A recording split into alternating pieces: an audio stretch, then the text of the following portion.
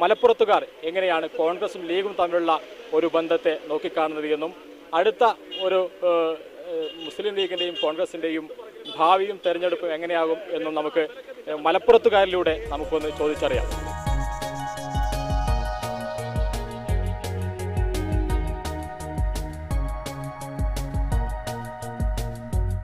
മത്സരിക്കാൻ പോലും ശക്തിയില്ലാതെ CPM നിൽക്കുന്ന സ്ഥലങ്ങളിലാണ് എൻ്റെ ഒരു അഭിപ്രായത്തിൽ കോൺഗ്രസും ലീഗും തമ്മിലുള്ള ഒരു സൗഹൃദ മത്സരം നടക്കുന്നത് ശരിക്കും. കാരണം അതേ സ്ഥലങ്ങളിൽ തന്നെ ബ്ലോക്ക് പഞ്ചായത്തിലേക്കും ജില്ലാ പഞ്ചായത്തിലേക്കും അവർ UDF ആയിട്ട് തന്നെയാണ് മത്സരിക്കുന്നത്. ഇവിടെ മലപ്പുറം ജില്ലയിൽ ഇടയ്ക്കിടയ്ക്ക് ലീഗിനെ കുത്തുന്ന ആളാണ് ആര്യാടൻ മുഹമ്മദ്. അങ്ങനെ നിങ്ങൾക്ക് തോന്നിയില്ല? അത് ശരിയാണ്, അതിൽ സംശയമൊന്നുമില്ല. കാരണം ആര്യാടൻ ഇടയ്ക്കിടയ്ക്ക് ലീഗിനെ കുത്തുന്നുണ്ട് എന്നുള്ളത് എല്ലാവർക്കും അറിയുന്ന കാര്യമാണ്.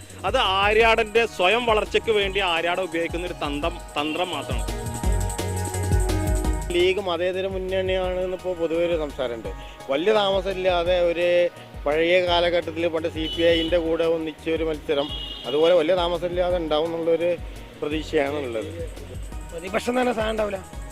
ലീഗും മാർക്സിസ്റ്റും ഒരുമിച്ചായി കഴിഞ്ഞിട്ടുണ്ടായത്. പിന്നെ കുറേയൊക്കെ നിങ്ങളെ പോലെ പത്രമീഡിയകൾ പെരുപ്പിച്ച് കാട്ടുകയാണ് ഈ പ്രശ്നം.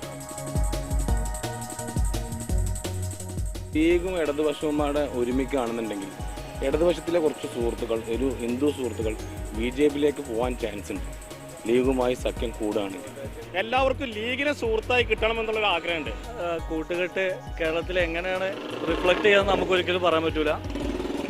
എന്തായാലും രാഷ്ട്രീയത്തിൽ ആകെ ഒരു മാറ്റം വരുമെന്നാണ് എൻ്റെ വിശ്വാസം. ഇങ്ങനെ കുഞ്ഞാലിക്കുട്ടിനെയും ഉമ്മൻചാണ്ടിയും നമ്മൾ തെറ്റിച്ചാൽ ലീഗിൽ നിന്ന് പുറത്തു പോകുന്നുള്ള വിശ്വാസക്കാരുണ്ടാവുമല്ലോ, ഓല് പറഞ്ഞു പരത്തണത്.